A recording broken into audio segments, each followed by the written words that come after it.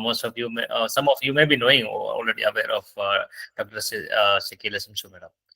Dr. Shakila Shamsu has been at the forefront of shaping India's education landscape, having served as the officer on special duty national education policy in the Department of Higher Education, Ministry of Education. Her vast experience includes being the secretary to the committee responsible for drafting the national education policy and as nodal officer for the national mission on teacher and teaching in NMTT, a flagship initiative of the government of India. With a career spanning nearly 4 decades in academia and over 14 years of invaluable service to the government of India, Dr. Shakila Shamsu Madam has played a pivotal role in the formulation of education policies, teacher education reforms, and fostering inclusive and distance learning frameworks. Her expertise extends to the preparation of the 11th and 12th 5-year plans, and she has contributed to the several significant government reports and international journals. Dr. Shakila Shamsu's remarkable insights into the education planning and policy, enriched by the academic achievements, include a PhD in education, a gold medal in the political science, and her contribution to a national and international conferences, make her a highly respected voice in higher education governance. We look forward to her enlightening perspective on the governance and management reforms in higher education, a proposal under NEP 2020, as we collectively work towards a more robust, inclusive, and forward-thinking education system in India. With these few words, I once again formally welcome Dr. Shakila Shamsu Madam to this program and engage this session. And I welcome all the participants to this first session of this day. Thank you all. Thank you, Dr. Faisal. And you are with AMU at the Malappuram Center, or you are with AMU at the Aligarh Center? Yeah, we are at the AMU Malappuram Center. Actually, I am the coordinating this program with the AMU main campus. Okay, with the main campus. The program is being organized in collective collaboration. Okay.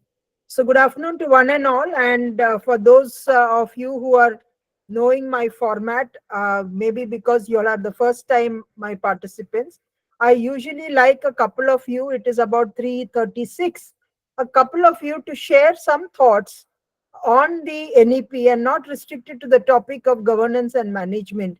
Before I start talking about leadership, which is embedded in the theme of governance and management.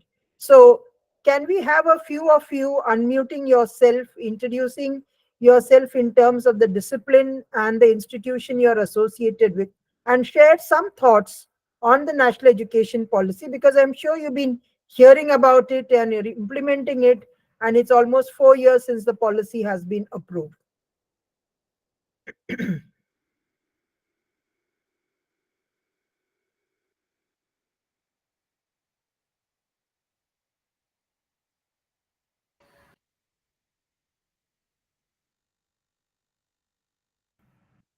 Please, I would like to have it interactive. So please share your thoughts. I don't want it to be merely a monologue from my side.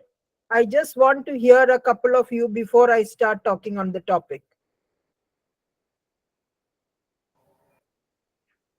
The participants can unmute themselves and please share. You please introduce yourself, and as Madam is requesting, please. There is Razir Rahim, there is Shahi Sami, and who are visible. Please start yourself, then Mimi.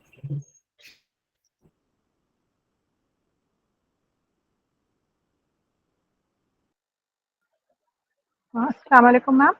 Yeah, wa alaikum salam. Please go ahead. Yes, ma'am. I just wanted to share few features of this policy. One is multiple entry and multiple exit. Then academic bank of credit. Then the multidisciplinary nature of the program, in which a student can select from variety of courses. Inclusiveness, blend of technology.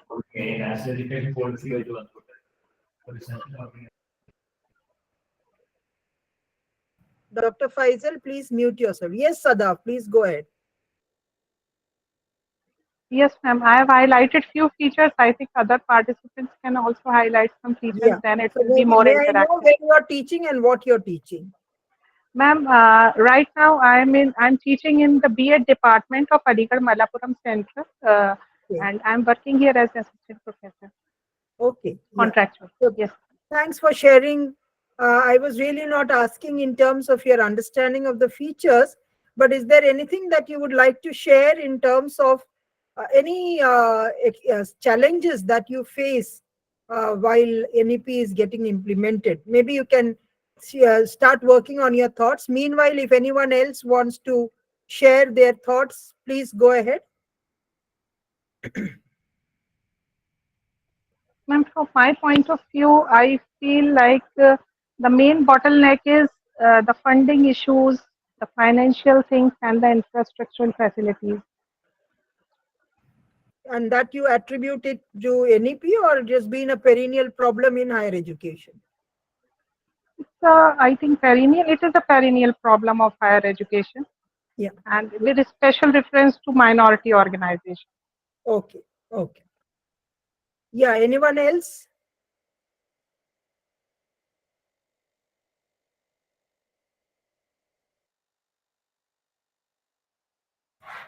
Yeah, I would definitely like to hear one or two of you more. It's just about 3:40, so we can have it till 3:45.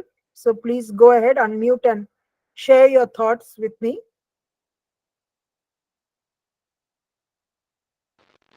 Pardon, madam. Good afternoon. Good afternoon. I agree with the previous madam, whatever she said.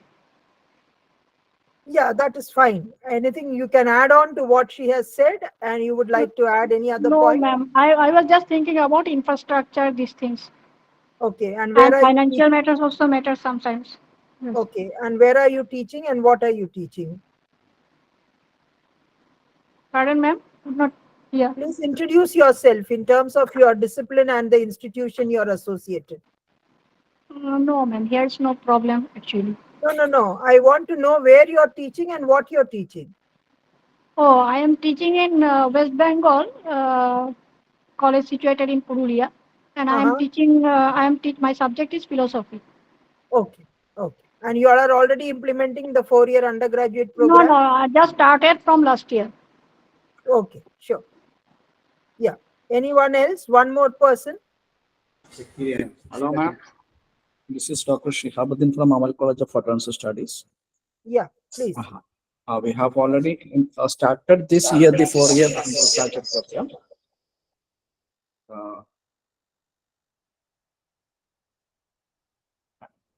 And Any thoughts on that? You have initiated it? Any thoughts on it on the 4-year undergraduate program? we have already initiated. The thing is that we have to have wider awareness among the students and the parents also. Okay. That's why what we are seeing very missing in the student and teaching community also. Okay. And Okay. I am very thankful to note here that we had already a session of you in 2020, Shakila ma'am. You have joined here. Okay. Okay. It is Okay. Amal College of Philosophy, Nilambur, Kerala. Ah, yes, yes, yes. I have taken it in the year the policy came out itself. Yeah, ma'am.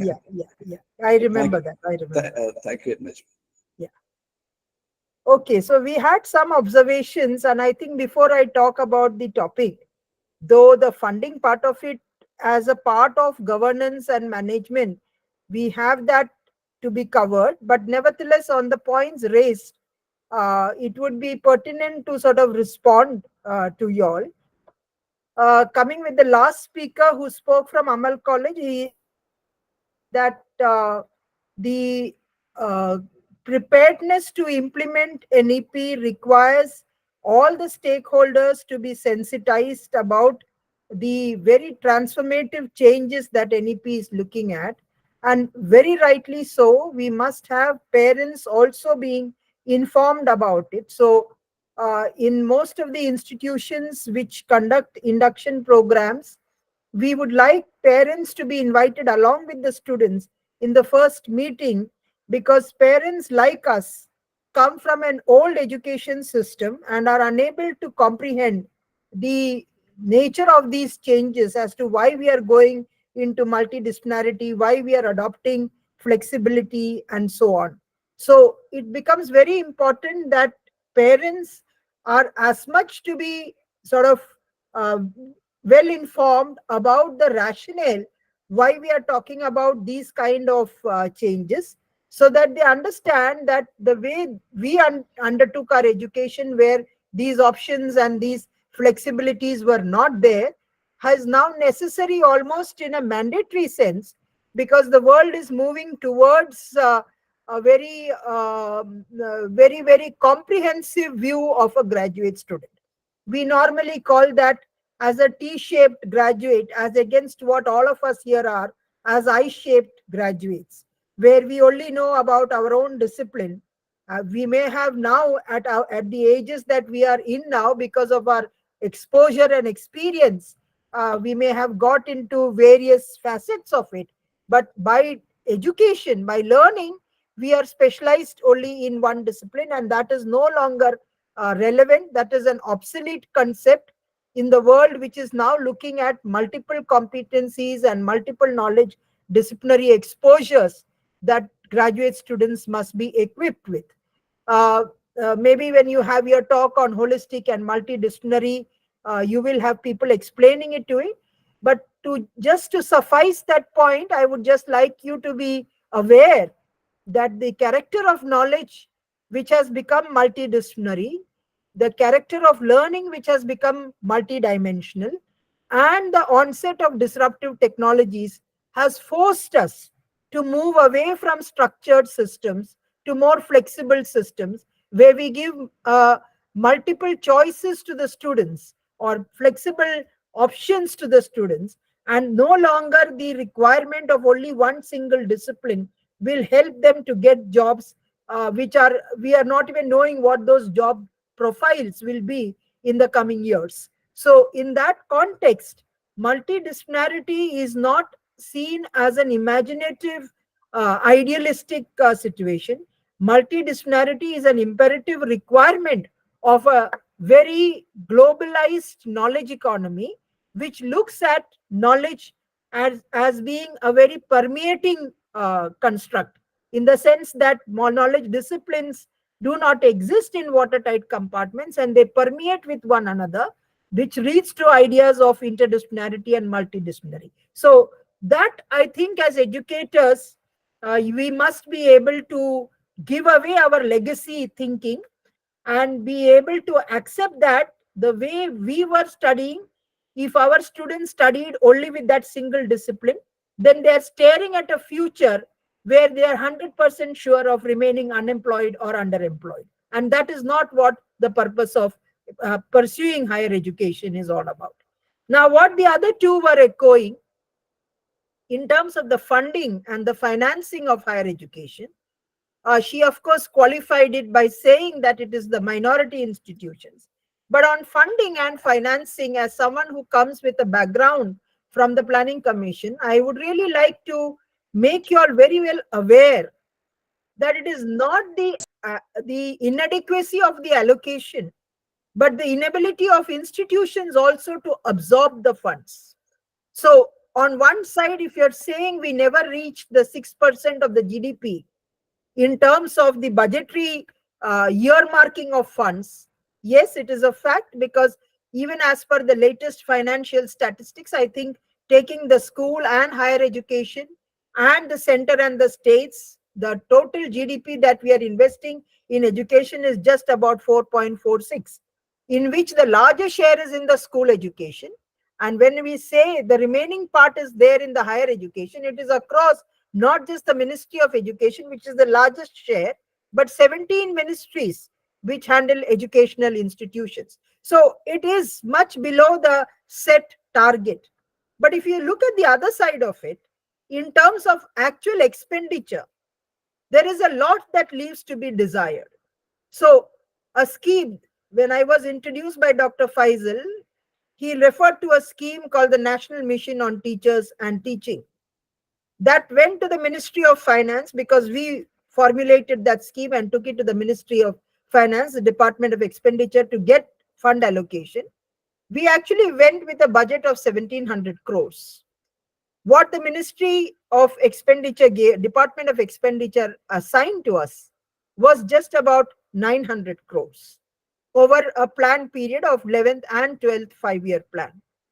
And they said that the actual allocation actually which we got in our hand, 900 is the total corpus that they agreed to give us.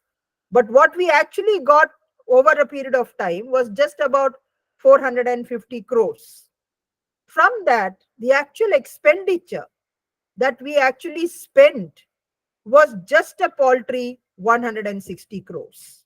And that is with about, I would say, something like, we had something like about 151 centers which were implementing that capacity building programs under various components of schools of education. So on one hand, the inability of innovative ways in which we utilize the funds. Higher education institutions, unfortunately, think that the usage of funds or the utilization of funds is best done in the construction of buildings. While that is a requirement, no doubt, you must have classrooms, you must have buildings which house laboratories, which house auditoriums, which house many other facilities like a multimedia studio and so on. That is not the only way in which we need to do it. We need to spend a lot in terms of human resource development and for student support services. So it is a real dichotomy, but it is a fact that the general spending on higher education or the overall spending of higher education has been seeing a decline. And in her case, her observation that it is happening to minority institutions is something that I may not really be able to broach upon in a conversation of this kind and may not be very appropriate in a conversation. But say that across institutions, there has been a general grouse that the funds that need to come is inadequate. And it will become a little more elaborate when I get into the topic of leadership, governance, and management. So just responding to the 2 or 3 observations, and thank you, the 3 of you, for having raised these points in response to my requirement.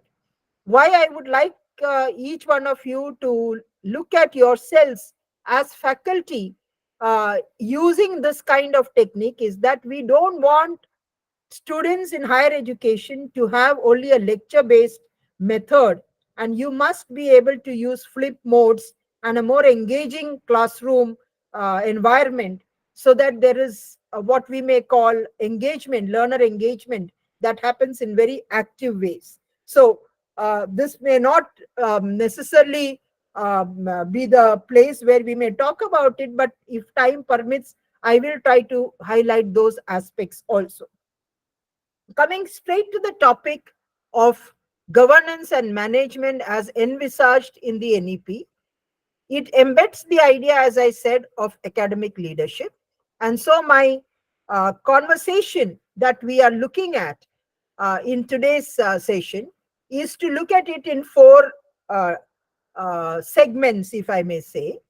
One is that you need to understand the reforms that we are talking of in the context of the challenges that Indian higher education system faces, and how these challenges were addressed through many of the recommendations that NEP talks about.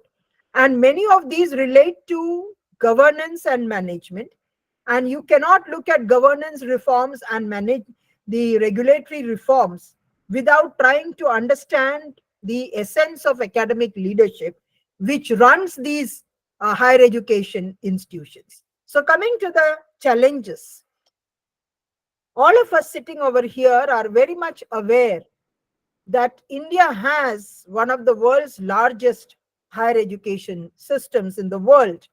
And in terms of numbers, they are a huge scale, something like about 200 universities, 47,000 affiliated colleges, 13,000 standalone institutions, 1.6 million faculty, 44 million students. So that's a huge number that we are talking of. Given the size, we are a very large, quantitatively a very large set of higher education institutions, people behind it, and colleges and universities and standalone institutions and so on. But the quantitative strength of Indian higher education is marred or limited or is negatived by a number of other factors, which are really the challenges. In fact, even the size becomes a challenge. And that is by the character of the higher education institutions. So we have institutions which are governed centrally by the government of India, and there are state universities which are there, private universities which are there, deemed universities which are there, affiliating universities which are there, unitary university. Each of these are different in the character of that organization.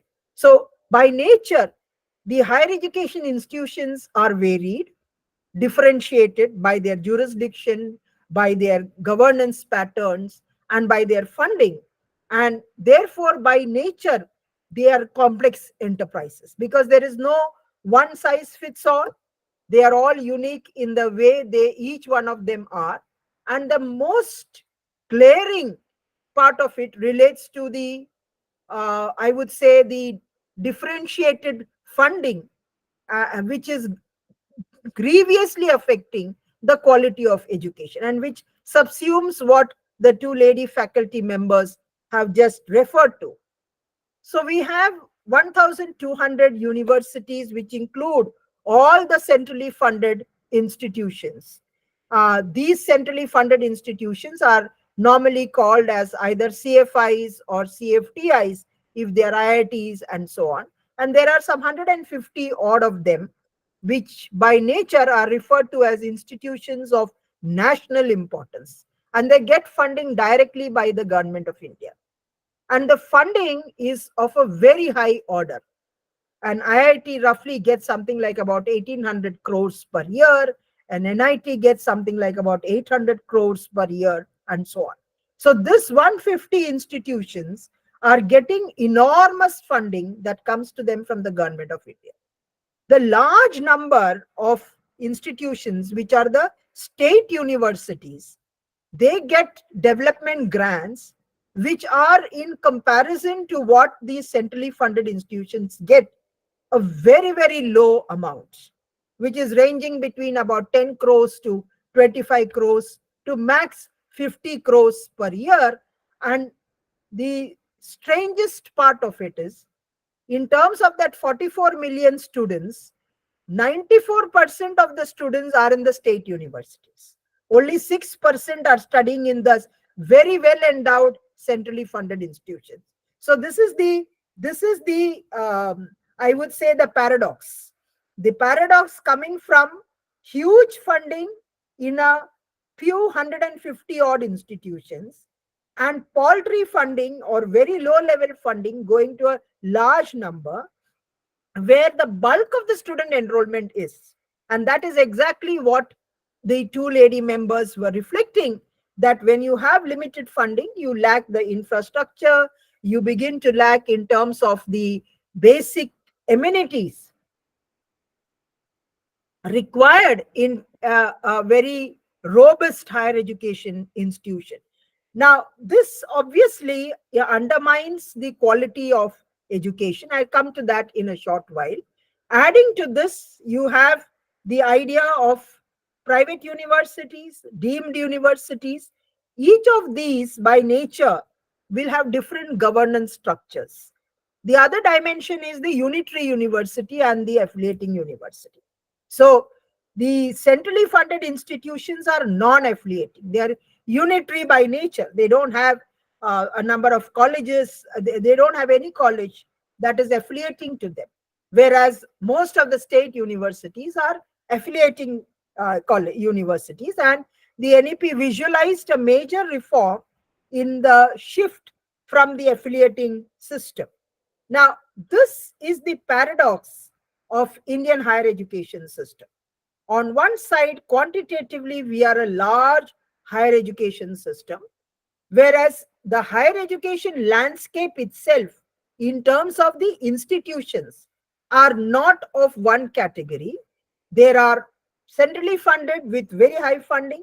There are state universities which are affiliating. 94% of the enrollment is there, and they have very low levels of funding.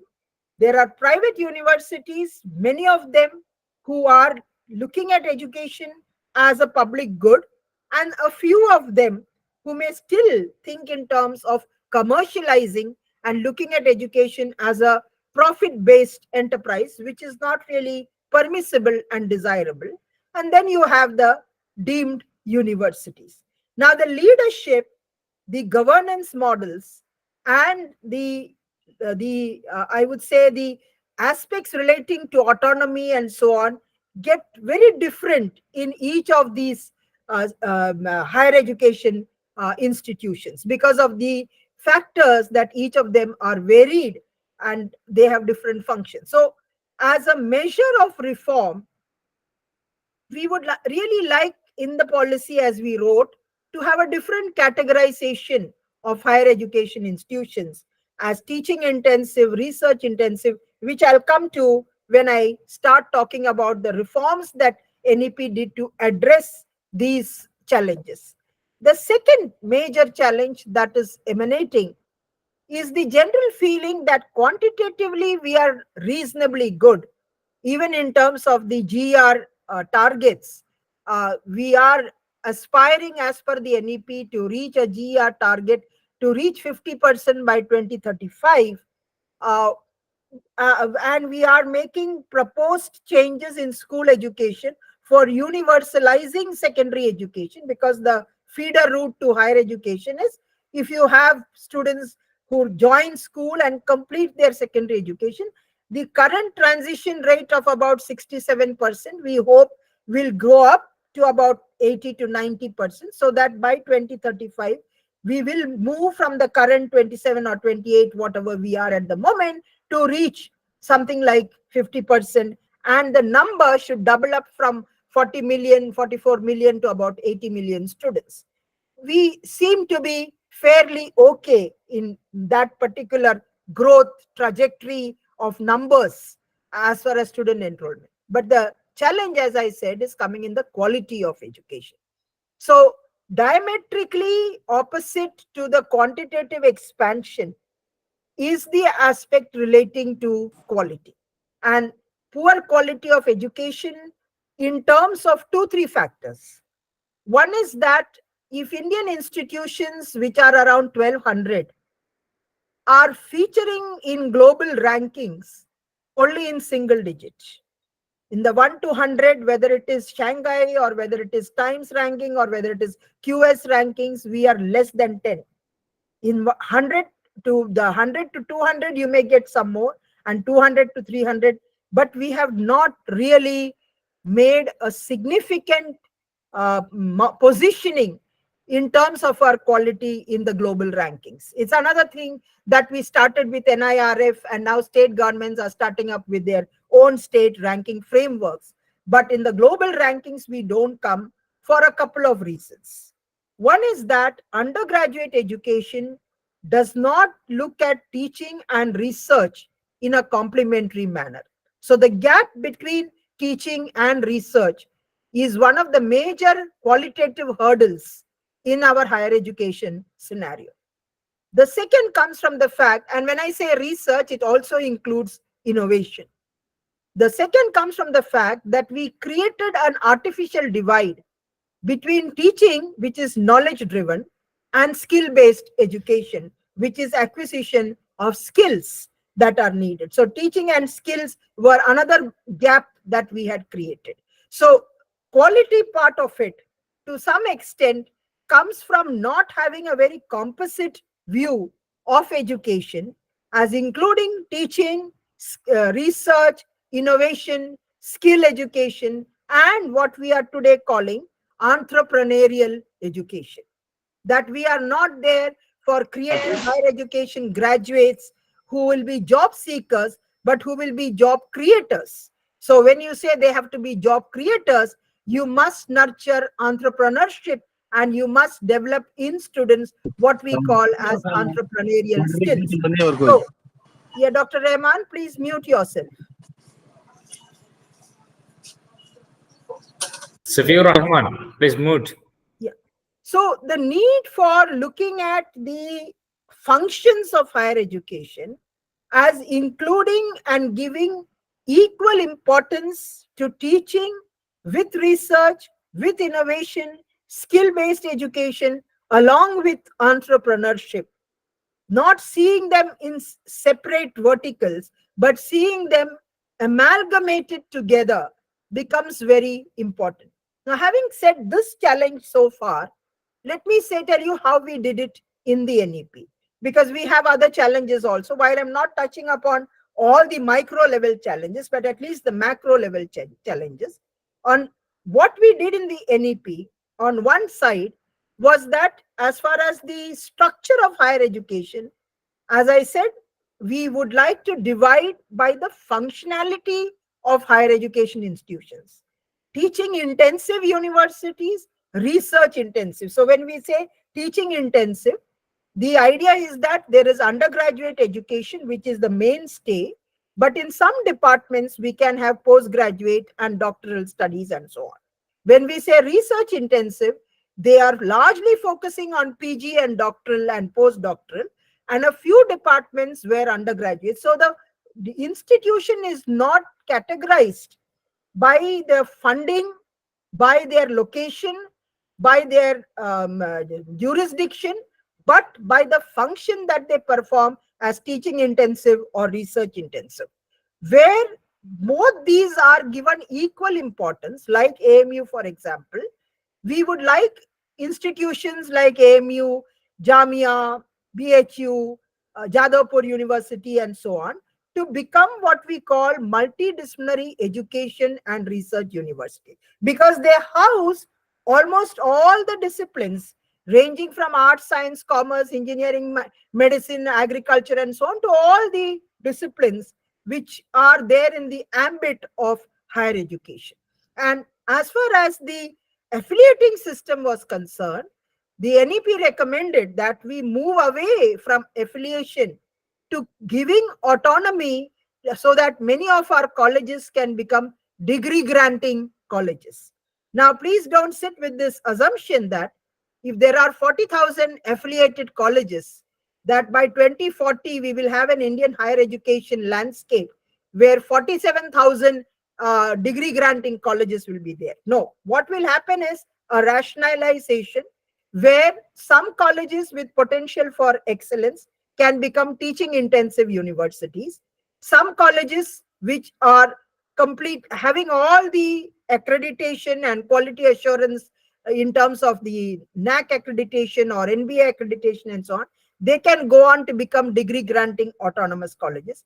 Some colleges can come together to form a cluster university, and some colleges can even convert themselves to become constituent colleges. The only exception we made is the requirement for equity and inclusion, where we said to cater to the educational needs of the geographically and socio-economically disadvantaged groups, we will still allow for the idea of affiliated colleges. So a restructuring or a rationalization of higher education, and please understand, the policy never recommended the creation of new universities.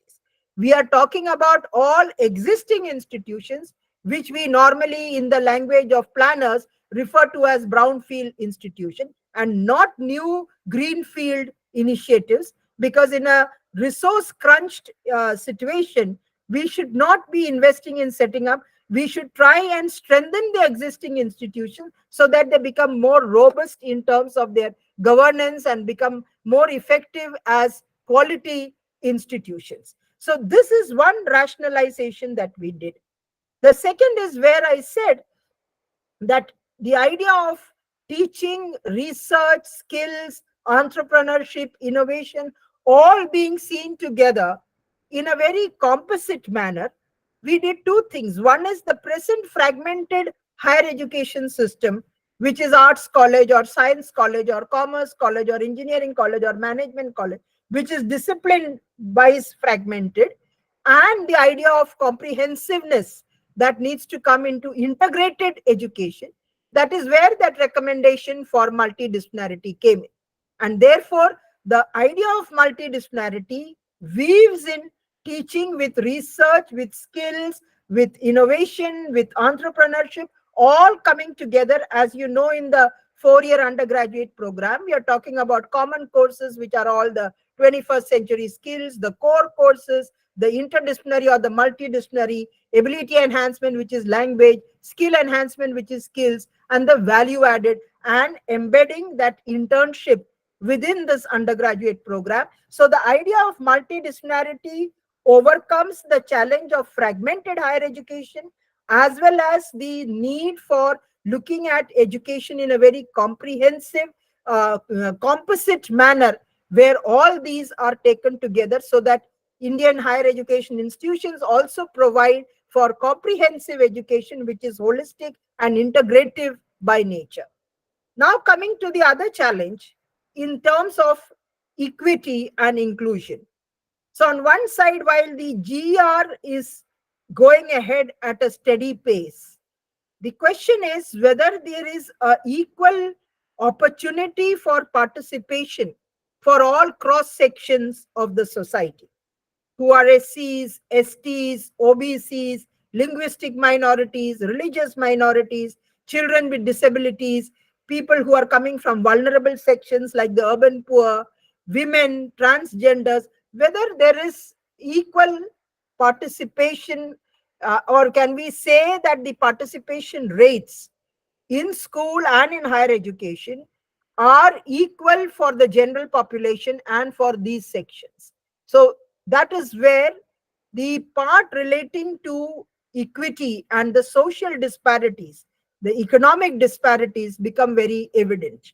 And there has to be special interventions to enhance the educational participation. And that is why the NEP talks about equity and inclusion in chapter 6 for school education and chapter 14 in higher education, looking at SCDGs, socially and economically disadvantaged groups, as a large segment which requires interventions like special education zones, gender inclusion funds, social inclusion funds, allowing higher education to be offered in regional languages, and enhancing the fees, the free ships and the scholarships, providing access devices, many other such interventions that we are talking at. So that challenge also had remedies that came about in this recommendation. Now, the next challenge that we are talking about, and I say that as an academician who went and worked with the government of India, that the poor quality of teaching, the poor quality of higher education is being directly attributed to the poor quality of teaching. And the general impression is that teachers are not very professional and teachers don't take their jobs very seriously. Now, this is the general administrative approach, and that is why, to a very great extent, the schemes like the NMTT and so on came up for capacity building. While I have no reason to second that thought, I do not subscribe to that point of view, and I have always held this view when talking to the senior bureaucracy, that that is a very wrong impression. But the actual reason why it is happening is that we have in higher education not had an approach for outcome-based education. So enhancing learning outcomes, where criticism that our graduates are unemployable must be challenged by having an outcome-based higher education system. And that is why the emphasis in teaching must shift to looking at learning outcomes, which is course-based outcomes, the program outcomes, the program educational outcomes, and so on. That disaggregation in terms of the knowledge, understanding, skills, and competencies needs to have a very different approach, exactly as what I was trying to tell you, that moving away from rote-based learning, where children memorize without assimilation, without real assimilation, where they are not active participants in the learning process in a classroom environment, where we are not using flip modes, interactive group discussions, oral presentations, field surveys, quizzes, and a number of activities to create active learning, that shift needs to happen. But while saying so, it was equally important to look at the criticality of teachers as being the catalyst for all these transformations, and therefore ensuring that they get capacity building and continuous avenues for their professional development, including leadership development. So the policy tried to look at that aspect in terms of saying that teachers must have a good career progression track. They must have opportunities for participation in seminars and workshops and conferences. They must get all the basic working conditions, including the teaching learning resources. And there must be a very robust system of training and retraining, orientation, refresher, and all these, which helps the teacher to develop their professional abilities as they go along and move on to take up the leadership positions. So that is how the NEP looked at it. Now, the other challenge that we are trying to talk about is in terms of the governance models. So higher education, higher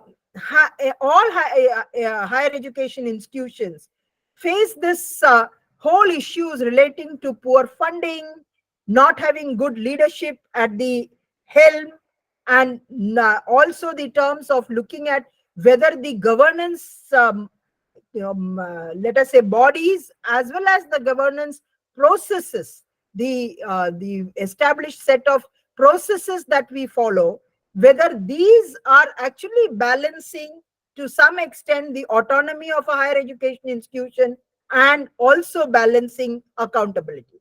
So theoretically, we say that HEIs are autonomous institutions, but we are limited by not only the norms and regulations, but we are also being held accountable for micro level actions, which is not the spirit of autonomy. How do we frame our curricula? You can have a broad curricular framework, but you must allow higher education institutions to innovate, to experiment, to allow all those aspects to be woven in, so that there is good learning that happens, and that requires a lot of autonomy to be provided. But having said that, while making out a case for autonomy, we cannot ignore the fact that it is public money that is invested into higher education institution, and obviously there has to be a degree of accountability. Therefore, there is administrative accountability, there is financial accountability that comes in, and at this stage, accountability should not become a burden. Rather, it should be only one to provide for a fair and transparent system of, let us say, disclosure and following certain standard operating procedures and having fair and transparent mechanisms using technology, so that there is not much of inspection that is done, but everything is available in public domain for people to see and understand it. So that becomes a very important change that NEP has talked about. And to some extent, the whole idea in terms of collaboration.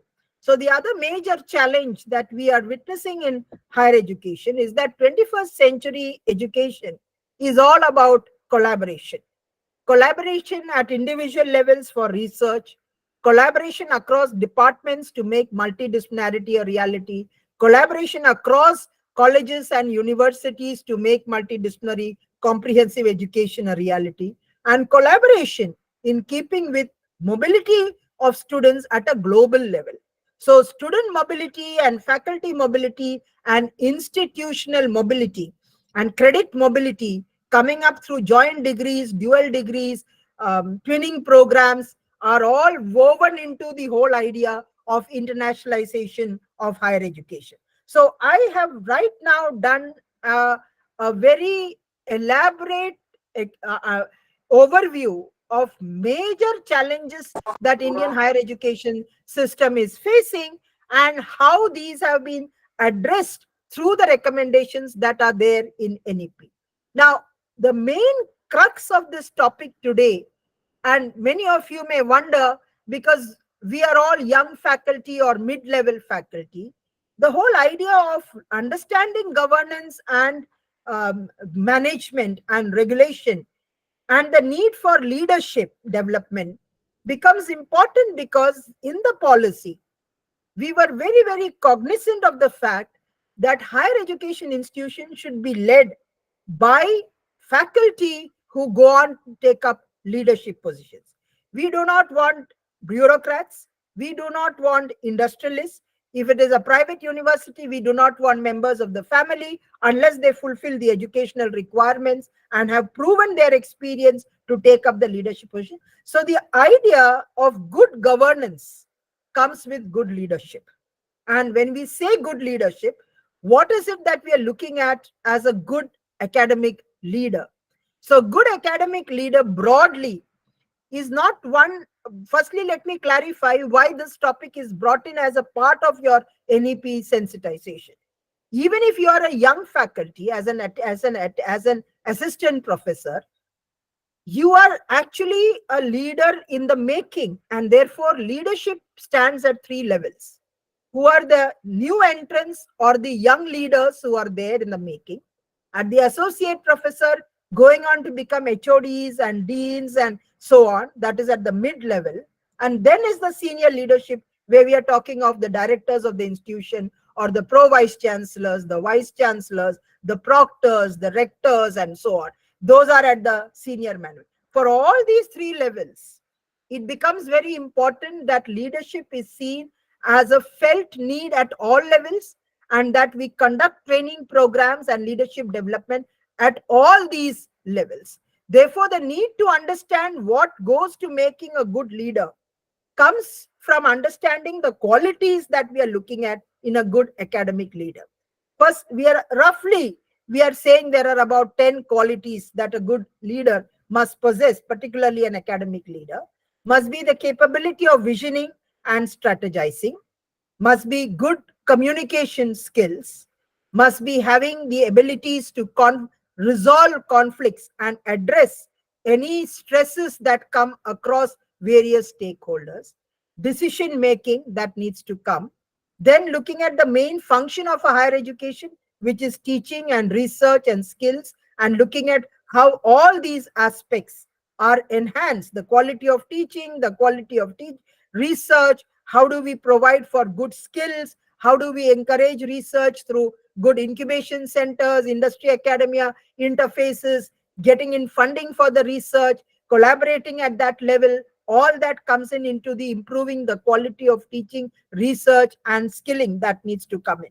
Along with that, when you are talking about, you look at the two major stakeholders, which are the students and the teachers, and look at all ways of addressing student support, student diversity, and student grievances, and create robust mechanisms and institutional mechanisms and processes which provides for better student support services, which look at the student grievances, which address student diversity and sees that you have an inclusive environment and not one which is promoting, let us say, rift among the students on social disparities and so on. And so also for the teachers, what measures do we take to enhance their teaching quality by ensuring that all teaching learning resources and facilities are made available along with their career progression. And the other aspect comes in terms of technology. How do you integrate technology for enhancing or meeting with the student needs, as well as the teachers' hybrid models of teaching and so on? The core two other areas which teachers are not very familiar with when they go on to take up leadership position is administrative management and financial management. So while at a leadership level, we are talking about faculty moving up the leadership hierarchy, as we go higher, the need for becoming empowered by understanding the rules and regulations, administrative rules and regulation, financial processes and procedures becomes very important, because there is no clause which says ignorance of law is an excuse. Any liability that comes, the person who has been compliant with that group is vicariously liable for the actions that can be done. And One can't say I am a professor of botany, I don't know anything about rules and regulation. You're a professor of botany, well, it is established. But once you take on a leadership position, if it is a project funding that comes in, every single pie is to be accounted. Did you follow the norms when you were disbursing the funds? When that work was being assigned, was it administratively a viable decision? All these need to be seen. And last but not the least is in terms of the funding challenges. So what the two lady faculty mentioned, higher education funding is a big issue. To some extent, government provides the funds, but we are visualizing that higher education institutions must be able to generate revenue on their own. While saying that, it means that we look at innovative ways of financing. Can we have public-private partnerships? Can we have corporate sector, so CSR funds that can be coming in? Can we have some activities which we outsource through the sponsorships that come in from the corporate sector? Can we have alumni funding? Can we have research chairs instituted by the industry? These are the various ways in which we need to leverage, and we have skills coming in from industry. So for the skill-based labs, you need to have industry collaboration that needs to come in. And these faculty who are coming in as trainers and master trainers are not to be paid by the higher education. They must be taken responsibility by the industry, which is gaining from the skills that the higher education students are getting, and where these students will subsequently be going and working. So this part of funding looks at innovative ways of funding, collaborating with the industrial sector, collaborating with research laboratories, collaborating with other institutions for sharing the small kitty of resources, so that we are not duplicating that effort in terms of creating the same infrastructure. And the whole idea of clustering, collaboration, all comes in from this context of sharing resources in an optimal manner to reach out to the benefits of all sections of our student fraternity. But the other two aspects of governance, internal governance, if I may talk about first, internal governance is looked at from 2 points of view. One is an instrumentality of a exercise to be done by every higher education institution, which we have articulated as formulating an institutional development plan. So please read through the UGC guidelines on an IDP, and what that is a document exercise, and that is really a visioning and strategizing exercise, and the governing bodies, which is the other part of it. To talk about both these to some extent, and I'll stop at about 440 or so, maybe max up to 445. What is an institutional development plan? So from the time that we created colleges and universities, we have never done this exercise of preparing a strategic plan of action. We may do it when we prepare what we call, when a new university or a new college is to be made, we prepare a detailed project report, a DPR. At that time, we look at, okay, how much land is there, how much infrastructure we develop, what is our targeted goal for students, how many faculty we want, which are the departments we'll offer. This is done when we prepare the DPR. And then if the DPR is approved and the college is set up or a university is created, the university or the college will then start looking at a vision statement, a mission statement, and the overarching goals and objectives. So when you finish this session and you get back, you can check your own college website and have a look at the vision statement and the mission statement and the goals. One exercise that you can do as a new leader in the making is to revisiting the vision, the mission, and the goals that our institution looked at.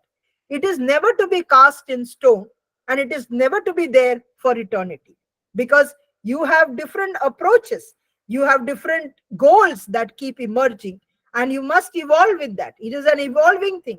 It is not something that is frozen in point of time and we don't look at it at all.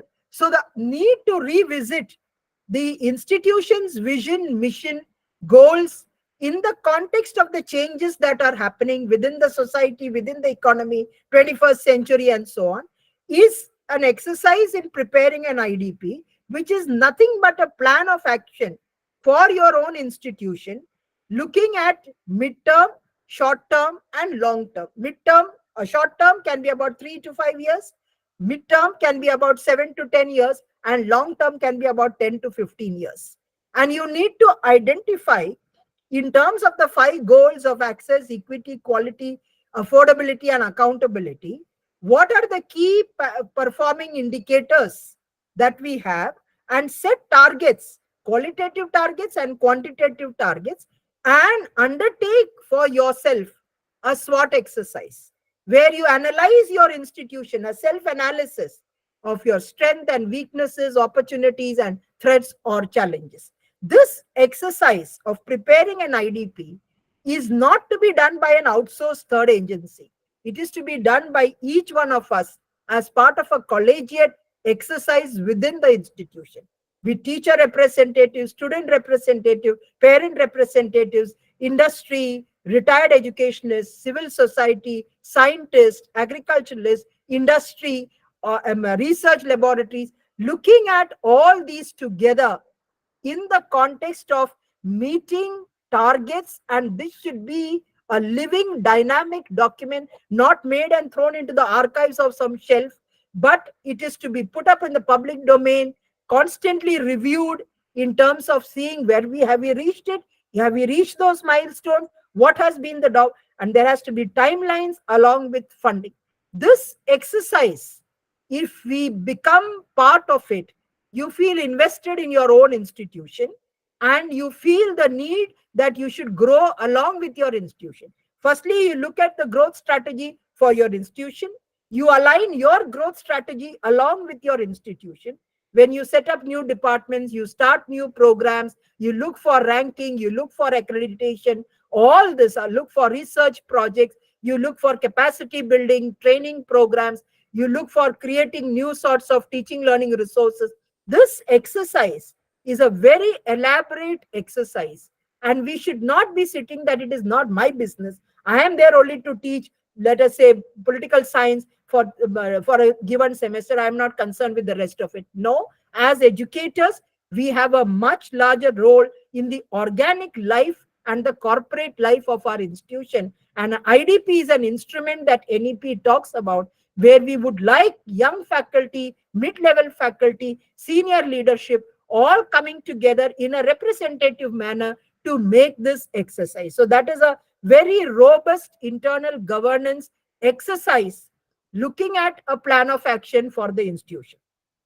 Along with that, we talked about the bodies, where we are talking about you're all aware that our colleges and universities have a board of governors, or a board of management, or a senate, or court, academic council, finance committee. These are all the governing bodies that we have.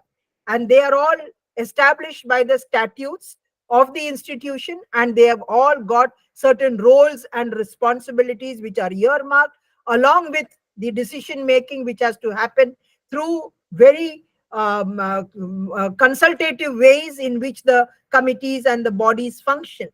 But over and above this, we have also talked in terms of whether we could have a collegiate body like an empowered board of governors. Now that we have left to the institutions, whether you would like to replace your executive committee or the senate or your board of management to create an empowered board of governors, or whether keeping them as they are, you also create an empowered board of governors, which will be, as I said, like that IDP exercise, a collegiate body with not just the external members and the government members and so on. The government representative would be there only for the token of that representation. But otherwise, it has to be a body of student representatives, teacher representatives, parent representatives, industry, civil society, local community leaders, retired agriculturalists, retired scientists, all these people coming together, looking at who are nominated from within the institution, not externally nominated. So it is a completely democratic, participative effort from an institution to identify their own sort of, what we may say, people who will think for them, direct them, guide them, advise them, mentor them, so that with the IDP, you're looking at this body, which will be able to sort of guide other bodies also and look at a very visionary role going forward for that institution. That is a change. If at all the empowered board of governors is something which is still to take place, at least that HEIs must be able to have IDPs being prepared is something that we must seriously work on, and which you should be able to carry that message forward going back to your own institutions. Now, coming to the last part, which is regulation, though it doesn't really come, but since we are talking about governance and management, it is important to understand higher education regulatory framework. We are all aware that we are largely dealing with the UGC as being the main regulator of higher education.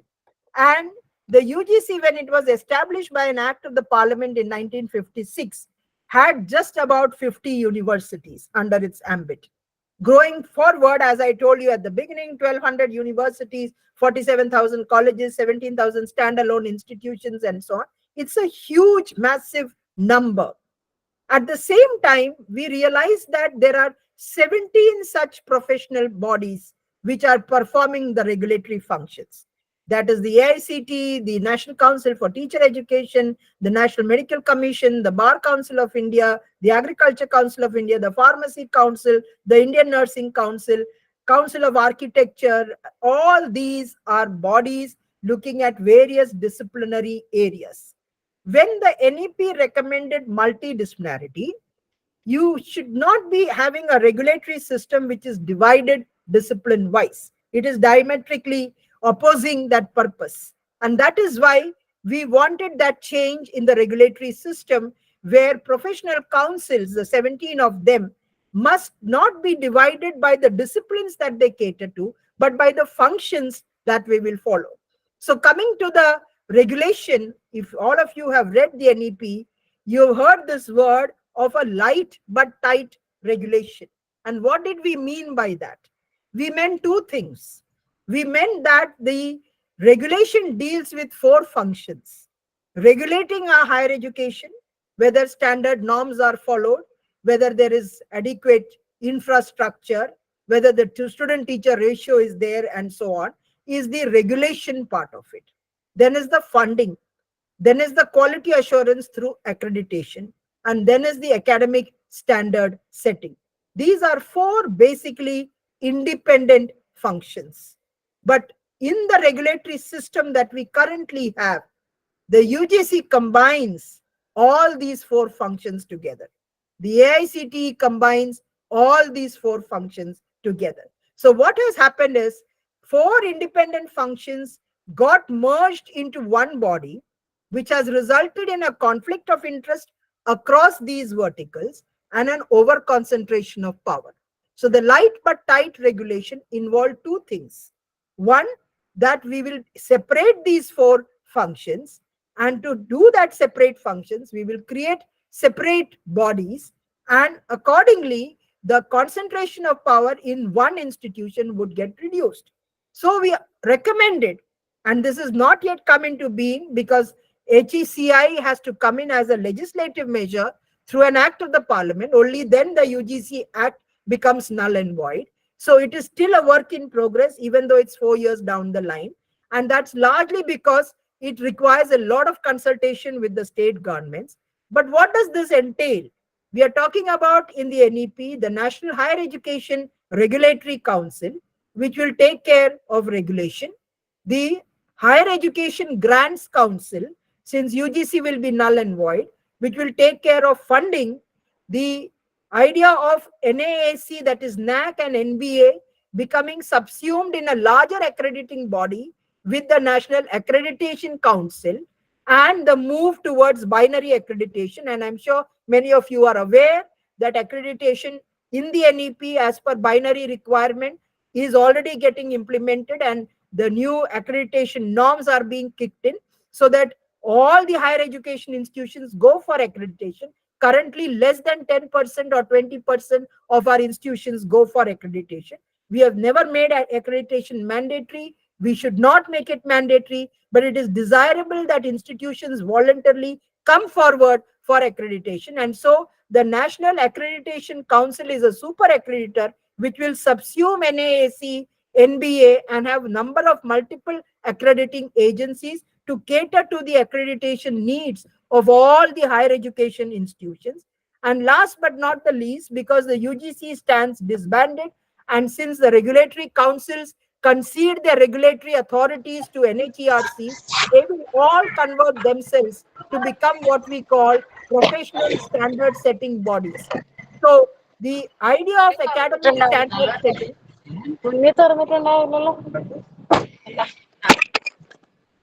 Jinsi, can you mute yourself, please? Thank you.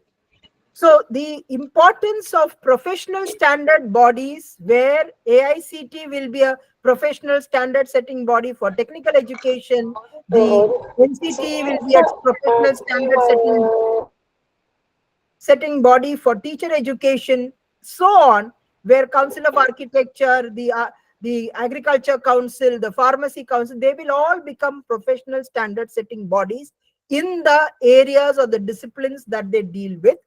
Since the UGC would stand disbanded, we said that we will have a GEC which will take care of all such disciplines which the other PSSBs do not handle. So the architecture, regulatory architecture, talks about NHERC for regulation, HEGC for funding, NAC for accreditation, and GEC along with PSSBs for academic standard setting. These four independent verticals, taking care of the four independent functions, will have an umbrella architecture called the Higher Education Commission of India, which has to come about through an act of the Parliament, and which, as I said, is still not fructified. It is still something that is in consultation, and moment that comes, you will see these regulatory reforms kicking in. But until that time, it is the UGC which is still taking care of all these functions, and it is the UGC which has still brought out all the implementation guidelines for the NEP implementation.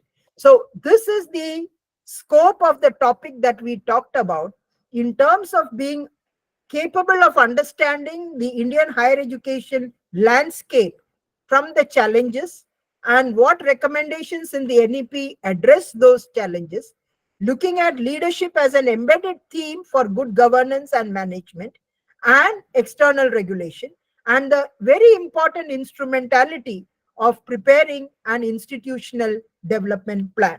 So let me stop over here and urge you to revisit the NEP in terms of these recommendations.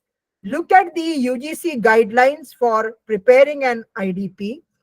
Undertake at least an exercise from your side in terms of looking at your own college or institution's website and seeing whether that vision statement, mission statement, and goals or objectives are this actually making any meaning in today's context and for the future needs. And if not, what changes we should envisage in that, so that you also become an integral part of that exercise of maybe preparing an IDP, at least for that section, and taking it from your own department's point of view, and how that department's goals and objectives situates itself within the larger institution's goals, with keeping in mind the overarching goals of access, equity, quality, affordability, and accountability.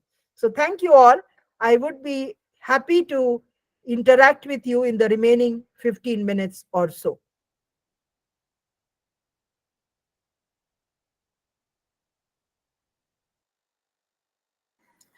Dear participant, it is a time for you. You can interact. You can put any questions or comments.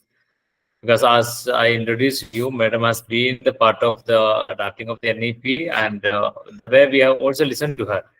So it is a first time informations, and also all what we got, it's more into and authentic. So you can get, you can clear any doubts regarding this NEP and the administration's office policy. And some of you have already raised some concern during previous sessions. So you can also raise the same here if you will be for better clarifications.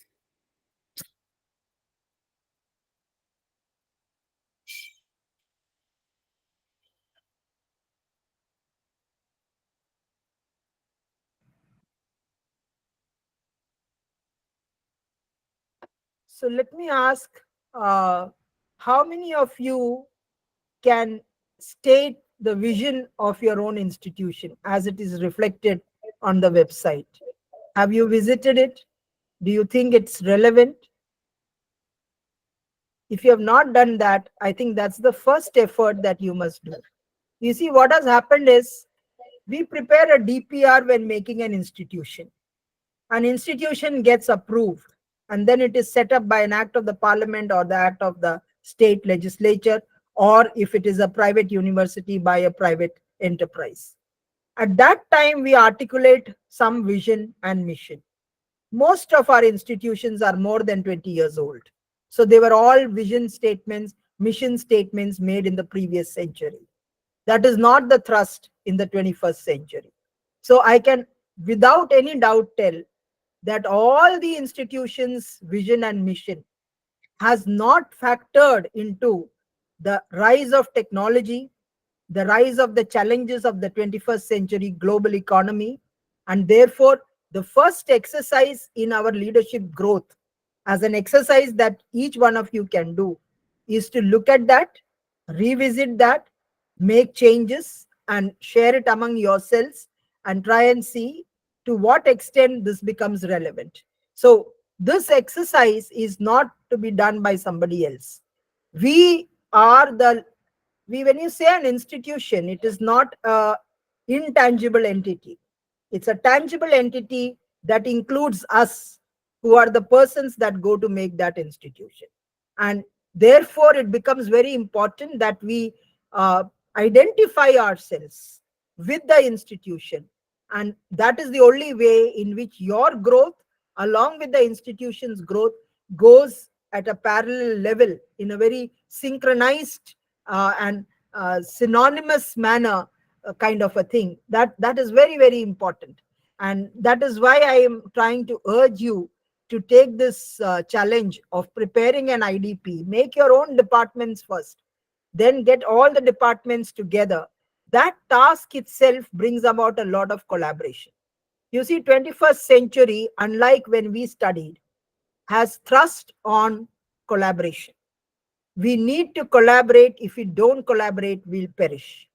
Because any collaboration across individuals, across, see the ICSSR funding today, or any research funding, there is a priority put for collaborative research.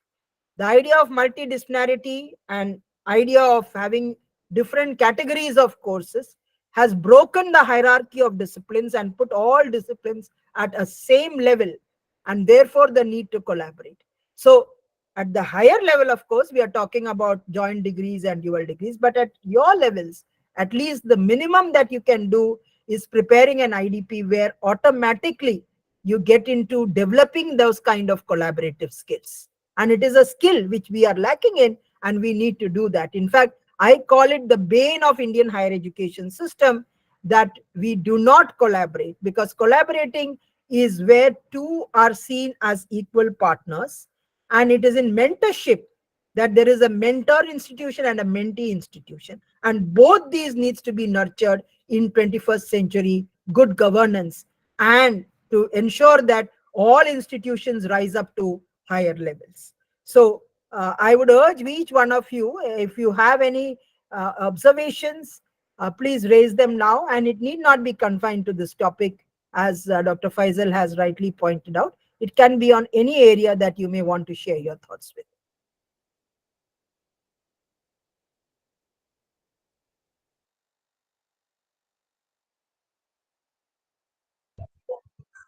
Ma'am, I'm Ivy Pakrashi. I'm an Yeah, assistant professor in the Department of Political Science, Asansol Girls College.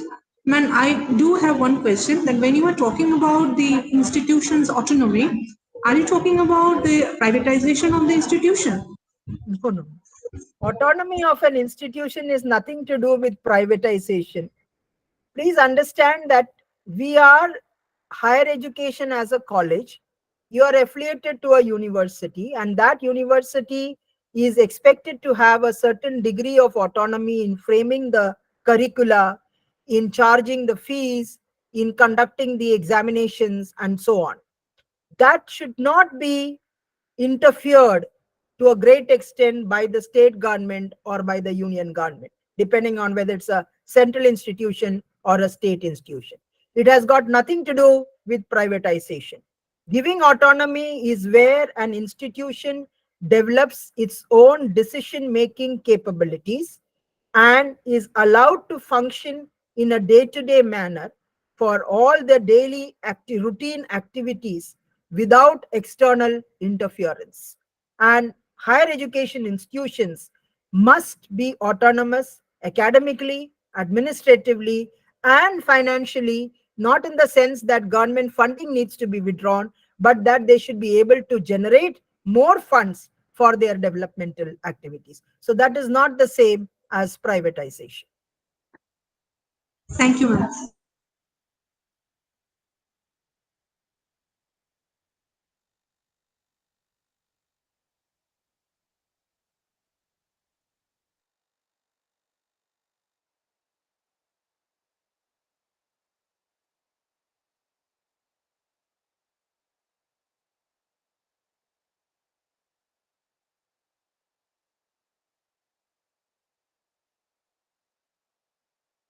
Yeah, Dr. Roy, please go ahead.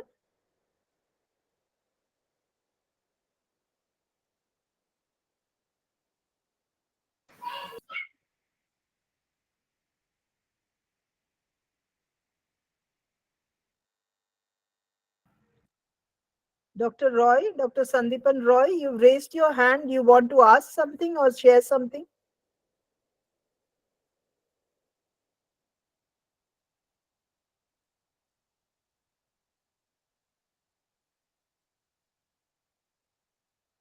Sandeep Roy, you can unmute yourself. Roy, you can unmute yourself and you can start over.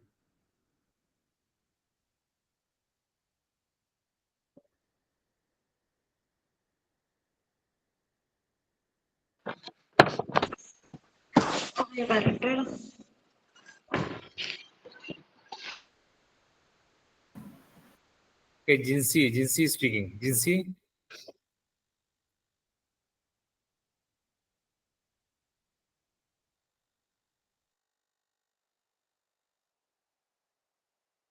Any questions in the chat box, Dr. Faisal? Let me check. So far, I have not received it. Yes, ma'am. Only appreciative messages are there. No questions. Yes, ma'am. Yeah, Can I? Dr. Bashir, please go ahead. Yes, yes, ma'am. Yes, ma'am. Thank you. Ma'am, as a person, you were behind the policy for a long time. How you are observing? What's your observation regarding the implementation of the policy? Can you? Very disappointing. Very disappointing, at least for higher education, because I track school education implementation. Compared to school education, in higher education, there has not been a very clear implementation plan.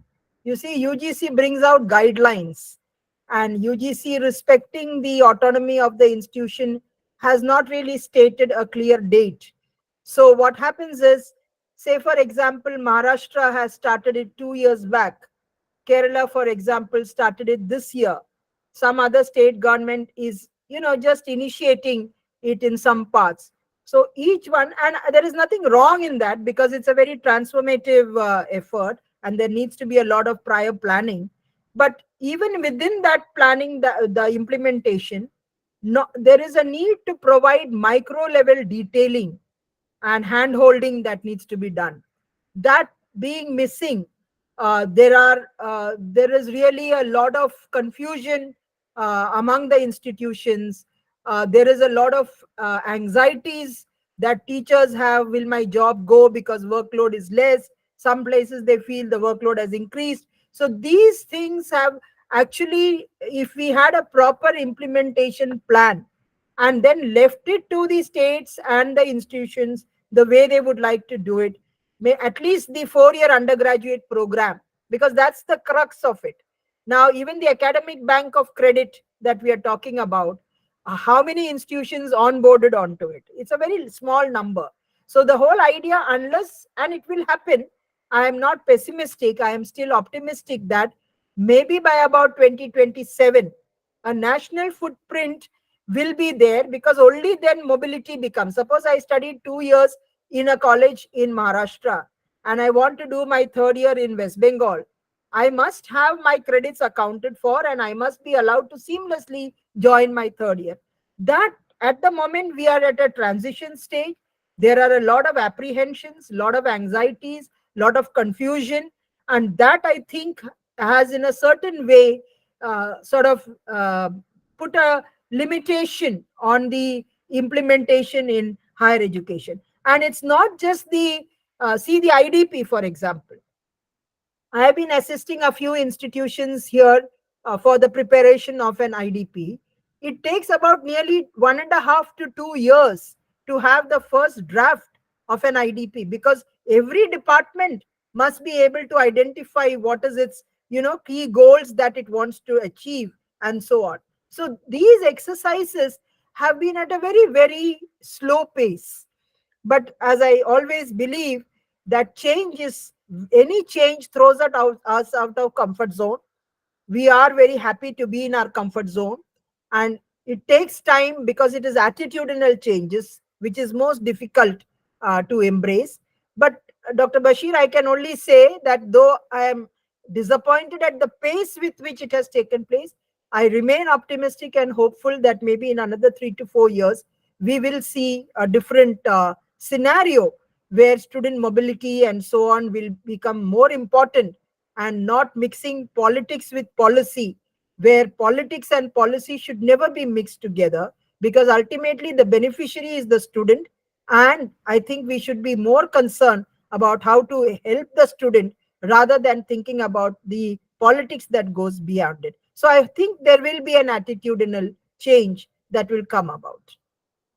Yes, thank you, ma'am. Thank you so much, ma'am. So we were waiting for 2, 3 frameworks, but only I think one that is national curriculum for framework school education. It's only Yes, we have got all the frameworks except the one for adult education and teacher education. In school education, the national curriculum framework for early childhood care came out first, followed yes, by the financial national literacy, curriculum framework for school education. And teacher education. yeah, and for teacher education, it is yet in the making, because NCFC came out, SC came out only in November 2023, and the NCFTE can be made only after the NCFSEs came out. So that is why the teacher education, that is in the making, and I think it Adult is education. almost in the final draft, at least for Adult the education. national level, and Okay. of course state level the in activities are still ongoing. Dr. Dr. Yusuf has also raised his hand. So uh, can he unmute and ask? Good afternoon, ma'am. Yeah, good afternoon. Ma'am, I have a query regarding this NEP 2020. When the batches which have been entered in the colleges as students under NEP 2020 Mm-hmm. from 2022, Mm-hmm. and when these students will come in the fourth year of their graduation, Hmm. is there anything to do with the qualification of the teachers? So the first thing is that it is not mandatory that an undergraduate student does the fourth year. That needs to be understood first. We have Okay. provided for a flexible 3 year, 4 year undergraduate program. Walking into the fourth year for research will be a very limited number, because only Yes. somebody who got 7.5 CGPA can go in for research. And if Okay, the ma'am. institution, which is a college, does not have faculty who possess the capability for guiding students for research, then that college may have to depend upon the university department to provide research guidance to such students. So we are not, we have to really take stock of the qualifications of faculty. And since right now the guidelines allow for assistant professors and associate professors, we do not envisage much problem. But if it is a multidisciplinary area, then we may have to depend upon multiple guides, and that might really become, because we are encouraging multidisciplinary research. So there is where we are anticipating some issues. And otherwise, I think if we have at least associate professor level, we should not really have much of a problem. That is with the assumption that there will be a very limited number going in for bachelors with research. But if the number is very large, yes, we may have to take a stock as to the teacher-student ratios and the number of qualified faculty who would be there. Yes. Thank you, ma'am. Thank you.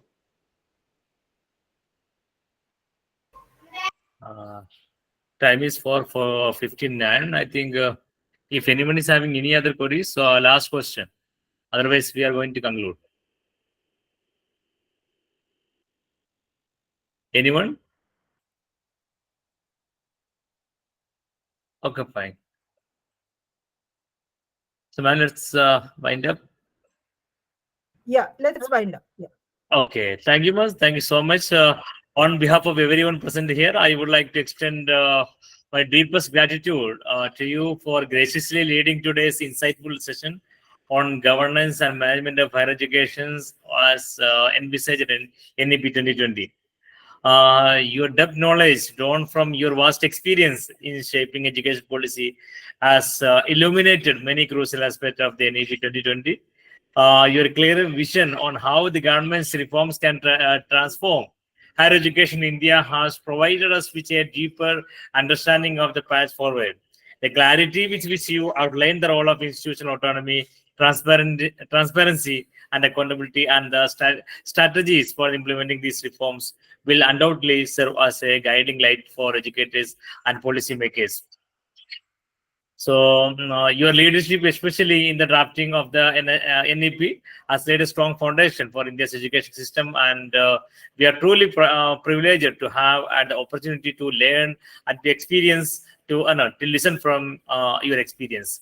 So thank you for sharing your invaluable insights and for continued dedication to strengthening higher education landscape in India. We look forward to applying knowledge. Once again, I express my thanks to all the participants. Thank you. Thank you, Dr. Faisal, and let me wish you all a belated Teachers' Day. And always, as a teacher, aspire to grow and inspire our students and empower ourselves. Thank you very much. Stay blessed. Take care. Thank you.